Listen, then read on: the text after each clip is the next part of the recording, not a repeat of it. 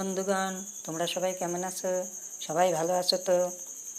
আর একটা রেসিপি নিয়ে চলে আসলাম।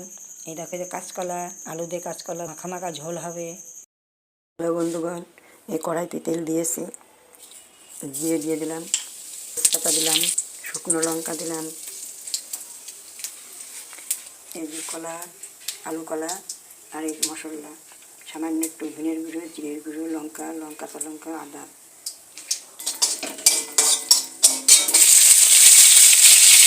করে তারপরে কলা দিয়ে লবণ দিয়ে দিলাম, একটু হলুদ দিলাম, ভাজা ভাজা হয়ে গেছে। মশলা দিয়ে ভাজা ভাজা হয়ে গেলে পরেই জল দেবো। কলার তরকারি, কলার রসা হয়ে গেছে। একটু ঘি দিলাম,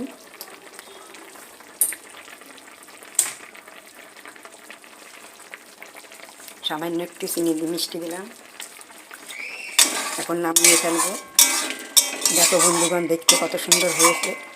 নিরামিষ, আজকে শনিবার, এই দিয়েই এক থালা থাকতে পারে। তোমরা ভালো লাগলে কমেন্ট করো। বাই বাই, টাটা, সবাই ভালো থেকো।